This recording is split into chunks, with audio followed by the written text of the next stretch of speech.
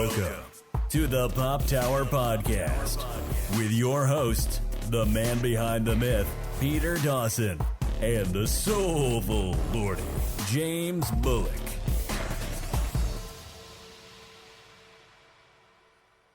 All right, it's episode 58 of the podcast, and I am Peter W. Dawson. And I am James Bullock.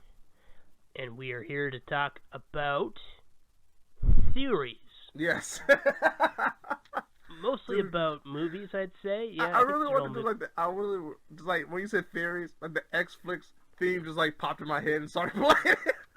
Yeah. Aliens. Yeah, as a result. So we're going to talk about some famous theories that are related to movies. I got one original one that's all me, which is kind of just a weird way to explain the shift in one genre. Yeah, because we were talking about this when we were reviewing Hobbs and Shaw, and Peter had the catalyst for this idea, and I'm really intrigued to hear this. Well, because I kind of told you about this before, right? So we're gonna go through. We got. I actually added one more to my list just now, so we've got a total of 6 theories we're gonna talk about for a few minutes each. Do you want me to go first since I kind of had the catalyst for this? Yeah, go. Or do you want? No, I really want to hear this. Okay, well, because, I've kind of told you about this before. So the theory goes, in the Fast and Furious franchise, if you go from the first one, where they're stealing, DVD players and stuff like that, they're just some kids from the street who can drift really well, and they're stealing a lot of valuable stuff, to, by Fate of the Furious, they're hanging out with The Rock and hurling torpedoes into the sun. There's this weird difference where they basically went from kids from the street to superhuman Navy SEALs. They went from Resident Evil 2 to Resident Evil 6. I know. It's very baffling. So my theory, which is admittedly something, is that we're actually watching the continuing adventures of a psionic hive mind. They are essentially, because think about it. What do they start emphasizing more and more as they talk? Family. Right. So my theory is that, in particular, probably Dominic Toretto, Vin Diesel's character, right. He in particular has somehow created a psionic network, a psychic hive mind, if you will, that as he adds more minds to his own, they become his family, which not only creates unbreakable bonds of friendship, but also allows them to gradually enhance their own physical abilities through psychic enhancement. Which explains how they're able to suddenly do more and more superhuman feats as time goes on. Right. Because they're adding more members to their family, which is making the psychic network stronger. Which in turn make each individual person stronger. Exactly. Why did Han die in the Tokyo Drift? Because he was no longer part of the network. Huh. Why is Deckard Shaw suddenly so eager to join them after they killed his brother? Right. Sort of. Granted, he technically killed his brother in a mercy killing type. It was complicated. Right. Hive mind. How are they able to suddenly do these superhuman feats? Overpower the cast that was used to heal their body, and be like, I just gotta go out there. I'll just flex my way out of this cast, and then I'll go kick ass. Psychic powers. And that's how The Rock knew to shoot the grenades that had been hung on the helicopter in Furious 7. Right. That's how he knew they were there. The chain into the tow truck too. Yeah. This is how they know everything, because they're telling. And so in Fate of the Furious, Dom has to temporarily cut them off. Oh man. Right. You're seeing. It's silly, and I fully admit it's silly. But the whole series is silly, though. It's not like this would be that absurd. No. I mean, we're just watching the most elaborate mutant origin story ever. That's kind of what I'm going for with that. So that's kind of my theory there. That's probably the most original on the list, because that kind of prompted us to kind of think about some classic ones. Right. That is absolutely incredible. That would actually make a lot more sense. They're just trying to apply actual logic to it. Yeah, I know. I always want to know what it's like for somebody who starts with the most recent Fast and the Furious and then goes backwards. Right. If you watch, it's how is this possible? And then you go back and it's like more normalized. It's absurd. Like, it's still absurd, but it's a lot like more movie absurd compared to just like superhero absurd like it is now. Yeah, I know. That would be. I would love to see that. I wanted to see that somebody do that project, like watching it backwards and see how they react for the first time. It's like somebody watching Avengers Endgame and that's their first movie. Right. You want to use that as a segue? Yeah, who's the big purple guy? He's the guy that's been watched by a certain individual. Yep. Yeah, so like one of the things like you believe and I would not put it past it that this is actually canon now.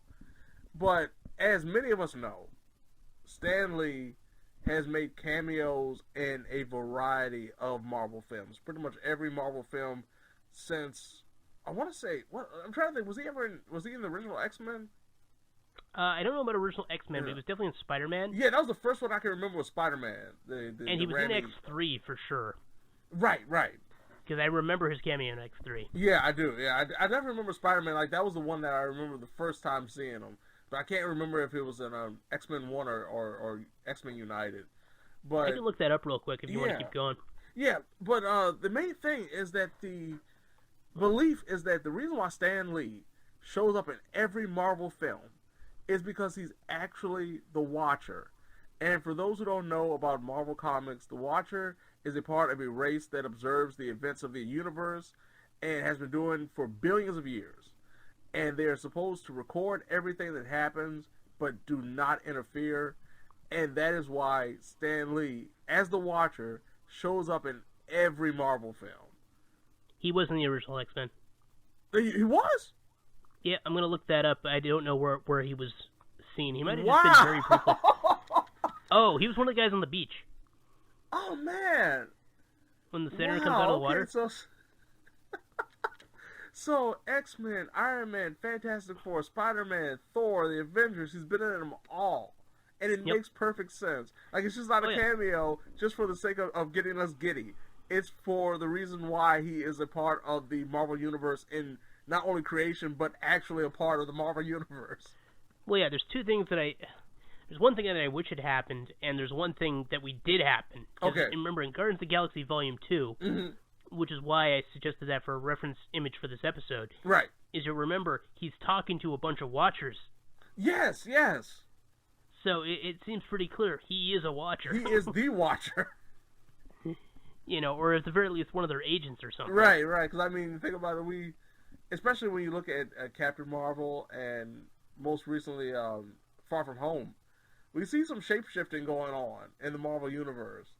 Yep. So, I wouldn't put it past the idea, like you said, there's a good chance with that alone, with Volume 2 of Guardians of the Galaxy, it's canon. Stan Lee's the Watcher. Yep. And the other thing I wanted to say was, because I always wished this is how Endgame would have ended. Okay. Although I did like how it ended, I'm not going to say it. Right. Is just Stan Lee at the very end, seeing him nod in approval at whatever he's looking at, and then just kind of mutter Excelsior, and then vanish into the sky. Right, yeah, just fade over. I mean, we could have freaking Phoenix flying around in the sky. We can't have Stan Lee do the same. Yeah. I mean, it's not the most absurd thing. I mean, he could have been sitting there watching the end moment from Endgame, just kind of nodding approval before seemingly beaming up into the sky, implying, something supernatural about him. Mm-hmm. But, it is what it is. Okay, I'm going to dive into one I didn't tell you I just decided I wanted to do this one, because we're going to get into a much more conventional one now. Okay. So, you're familiar with Blade Runner. Yes. And you're familiar with the idea that they suggested Deckard is a replicant. Exactly, yes. Yeah, that's a very common thing that they even addressed in 2049. Yes, they did. Now, did you consider he might specifically be a replicant of someone else? Yeah, I always thought about that too. Yeah, right? Because the theory is, and I like this theory, is that he's actually based on Gaff. Mm-hmm. Which, in particular, is pretty good, because it gives Gaff a reason to really not like him. And it gives a good idea of why Gaff would seem to know, because it's implied he knows. Right. Because in particular is the scene where, in the director's cut, I believe, of the original. Oh yeah, yeah. Where he dreams about a unicorn. Mm-hmm. And then later on, Gaff makes a little, I guess, origami unicorn. Yeah, that's right. So, and it implies he knows about the dream. And, like, how would he know that unless Deckard's a replicant? Of him, right. It's just one of those things. Huh. So, like, that's the theory about why Gaff in particular goes for that. Yeah. And like, you know, part of the point of 2049 was just going, is Deckard a replicant? It honestly doesn't matter. Yeah, that was the big story, like, just that idea of what is humanity kind of thing, you know? Yeah, does it really matter anymore? That's really the question. Do you want to go into one of your other ones? There's actually one you had that, you got two. One I know very well, the other one I didn't even think about, but it totally makes sense. Okay, well, speaking of supernatural, maybe this was the one you didn't think about, was the fact that the aliens and signs weren't actually aliens. Yeah, that makes way too much sense. Because, like, one of the key things about, like, the entire film of Signs is this idea of a man struggling with his faith. Mm-hmm. And beyond the idea that, of course, these aliens who are supposed to be these super intelligent beings flying across the world have no idea that water could hurt them. Yeah. Having no idea that water could potentially hurt them, still come to Earth. Like, just ignoring all of that. The fact is that one of the big things that the aliens do, and the power that they have, is reflecting a person's greatest fears. Which would sound like something a demon would be able to do. I know.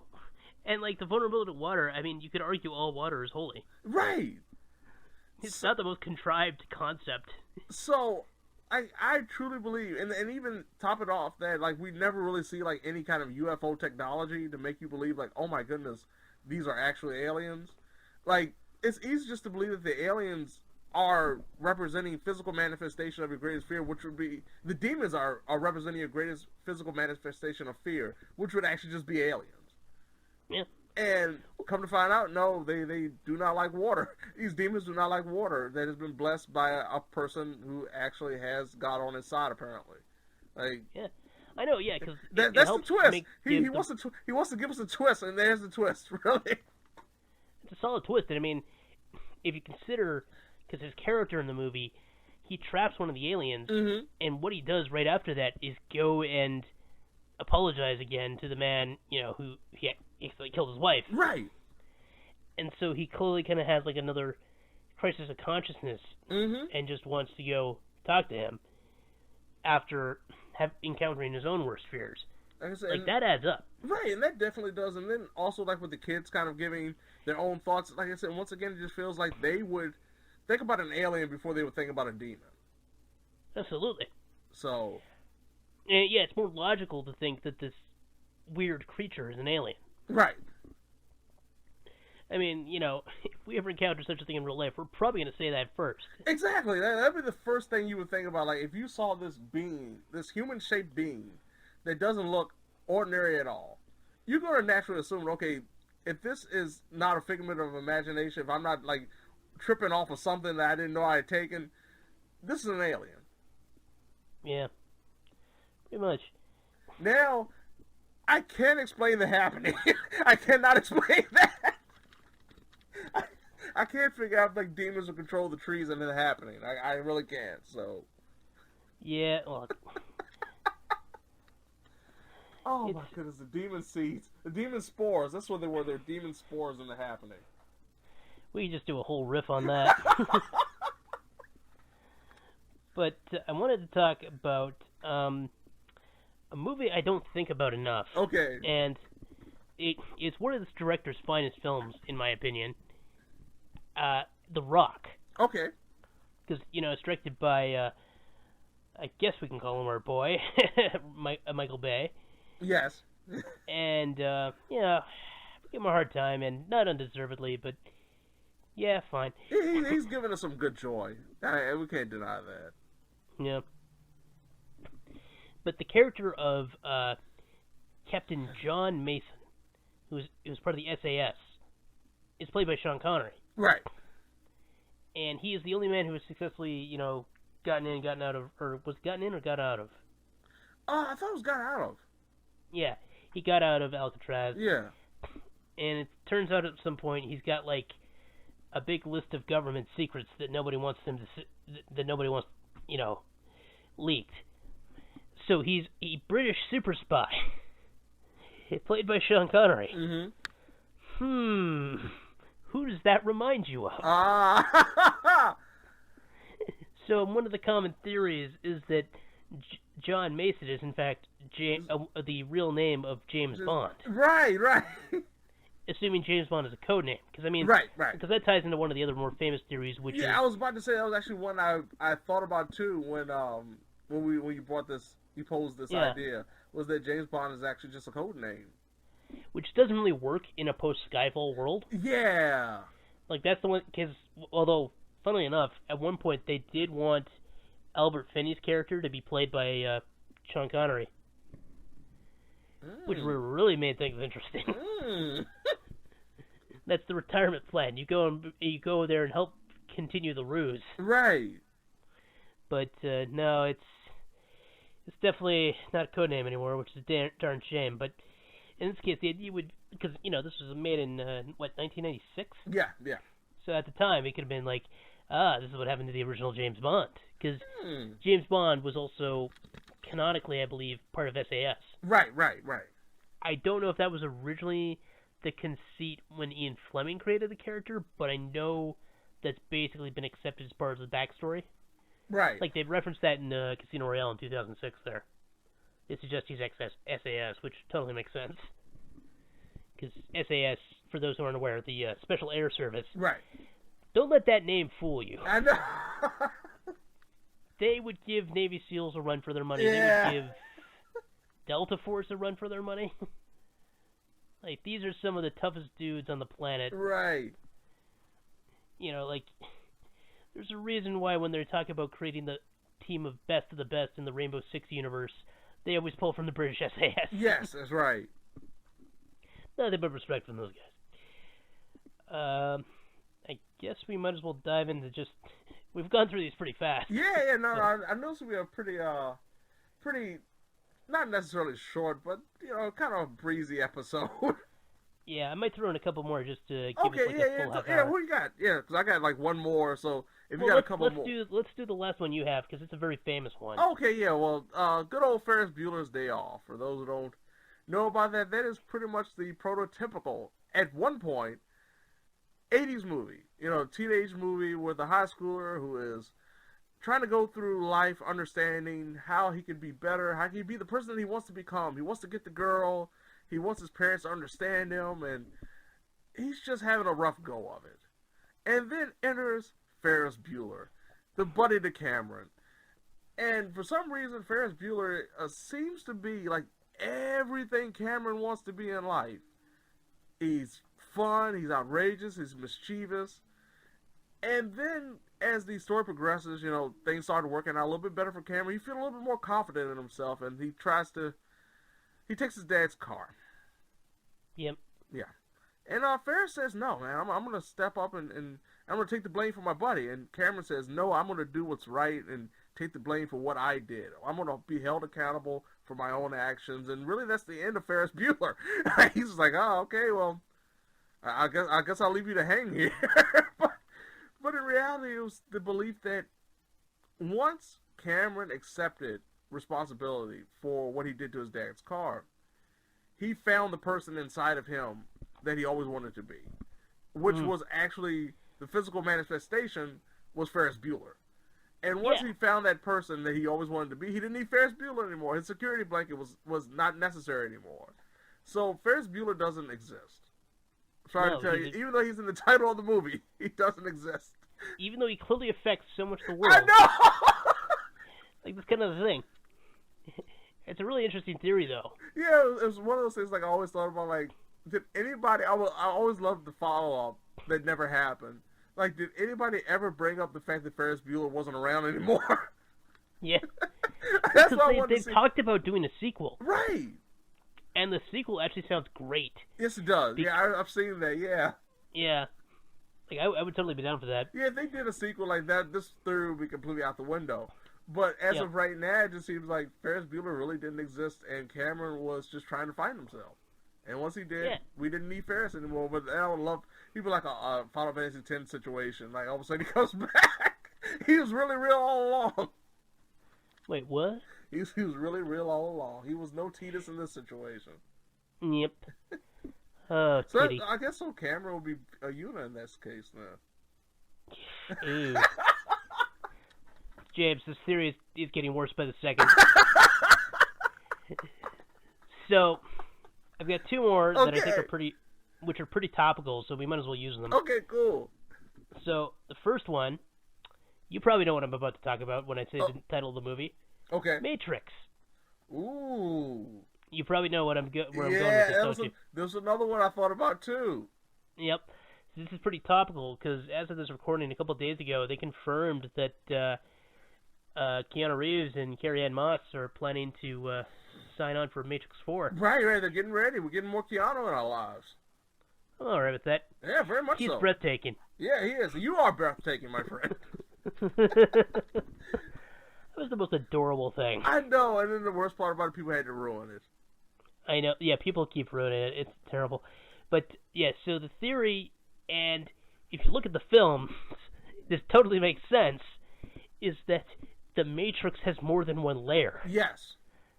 Which is why in, Reloaded and Revolution, he can affect the real world. Mm-hmm. Because they're still in the Matrix. Right. Which is, like, the really intriguing thing is, like, they foresaw this, and it would also explain so many plot holes. Right. How much it actually affected reality was, like, always that thing. And, like you said, if that was the case, if it was a layered system, it would explain a lot more than just what we've seen on the films. Well, because one of the most common critiques in the Matrix is just that the battery system makes no sense. Right. Like, it would only take a malevolent creature to really want to do that to us. Because it makes no sense. Like, I mean, even, for example, in the own universe, they still have the geothermal energy. Right. So, clearly the machines could have also used that. But, yeah, no, that would explain that. That would explain, like, just so much stuff. And it's just so... I guess they thought it was too complicated. Because, I mean, they dumbed it down for the use of the humans, too. Because originally I think they were supposed to be advanced processors. Yeah, you got to think about how much certain movies gave audiences credit. You know, they gave them the idea, like, hey, we can trust the audience. They will get it. And then certain movies, and maybe it's just the studios themselves, kind of had that fear of if this is a little too complicated or too mind just wrecking, it might turn off some people. So maybe they did, like you said, they had to dumb it down and take away some of the stuff that would have added a lot more to the lore and the plot to make things make sense. Yeah. It's really kind of frustrating in that respect. So I guess we'll see what happens to Matrix 4. Yeah, who knows? They might actually say, hey, we can give people the credit they deserve on this and really expand upon it. Yep. And then the last one. Okay. This one's also pretty relevant because it's based on what we talked about just a couple episodes ago. The Quentin Tarantino theory. You probably know what this one's about. Yeah. So for those who aren't familiar, Quentin Tarantino's made a lot of movies. The idea is that he's been actually telling us what it's like in an alternate reality where they killed Hitler during World War II. Right. Because, of course, one of the famous twists is at the end of Inglourious Basterds, they kill Hitler. Right. At a movie theater, no less. So as a result, it's just like we're seeing in this universe where just being a violent, crazy person worked. Yeah, and there's like this alternate takes on things that have happened. I mean, most recently, as we reviewed Once Upon a Time in Hollywood. Exactly. By the way, minor spoilers for this. Because Once Upon a Time in Hollywood, the Manson family murders don't happen. Right. Well, they happen just to the Manson family. Right. Because, boy, do they die horribly. Oh, man. How can you turn the heat on this flamethrower down, please? It's a flamethrower. It's still one of the funniest moments I in know, one of movie. my favorite lines in the whole movie, I swear. It's perfectly delivered. Yeah, but no, in this case, we're dealing with... Because they have a universe where Hitler was killed, and so once you get to Once Upon a Time in Hollywood, the Manson family just doesn't succeed. Right. So you're getting this kind of alternate history, and the world as a result is a little bit different. And so as a result, Reservoir Dogs and Pulp Fiction, which are supposed to take place in the same universe. Right, they are. And then True Romance, I believe, is also supposed to tie into it. Yeah, I believe so, yeah. Yeah, I don't know if Jackie Brown fits in or not. I know Kill Bill is in theory meant to be a film within this universe. Right. Because they point out how much the Fox Force 5 thing that What's-Her-Nuts talked about in Pulp Fiction. Oh, yeah. Yeah, that kind of feels like Kill Bill. So that's kind of the theory there. And then I think From Dusk Till Dawn is usually also considered a film within the universe. Yeah, I was about to say, yeah, that definitely does. Yeah. So as a result, you've gotten this large connected universe, and you also get Django Unchained. So it's just this elaborate idea that as a result, you're seeing what a fictional universe would be like, where Hitler got killed, where the Manson family murders didn't happen. Mm-hmm. So there's never been any major self-reflection on the nature of violence. True, yeah. And so as a result, society is just a little bit more twisted and violent. Right. I mean, obviously, still characters are shockingly horrible, even in this universe. Because everybody's horrified with what what's his name, Mr. Blonde does in Reservoir Dogs. I was about to say, yeah. But it's just this is something that's just more accepted. Right. So it's pretty intriguing in that respect. Like I don't know. It's not like they're glorifying crime and everything else, but there's a little bit more leeway now with this universe, where it's almost like this has to be done to protect, and you accept it. Yeah, because to a degree, it's also like this is the Hollywood version of history. True. So as a result, everyone's more pop culture savvy. There's this more reverence for a good story in reality. Mm-hmm. There's very much a romanticism to that. And I can see that. It also helps explain some of the stuff that's just not historically accurate. Right. I mean, people complained about the accuracy of, okay, I gotta say the term right, Mandingo fighting in Django Unchained. Right, that's right. Because, they argue that the historical accuracy there's not great. But right.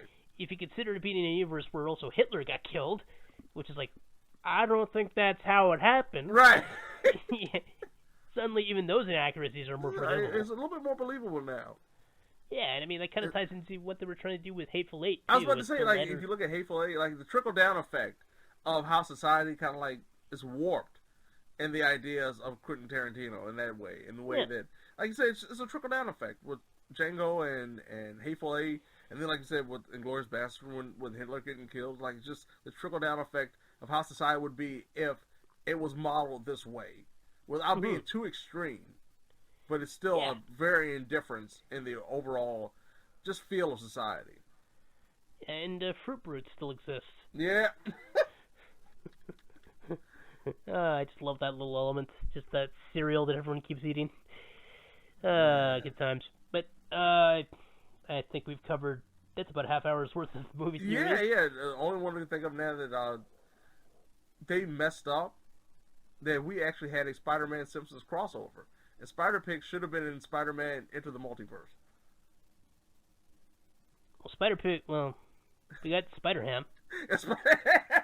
And we want the legitimate Spider-Pig. Yeah. And then, I don't know what else to say. I was trying to think of something from No Holds Barred just to throw a wrestling reference in. Why would you want to talk about that movie? Oh, man, it's such a terribly good movie. Doesn't he actually call him a jock ass? Yes! That, I smell dookie. Oh, dear, oh, dear, oh, dear. And they really haven't gotten that much more sophisticated. I know. The worst part. Remember Knucklehead? Oh, my goodness. Yeah. Well, it is what it is.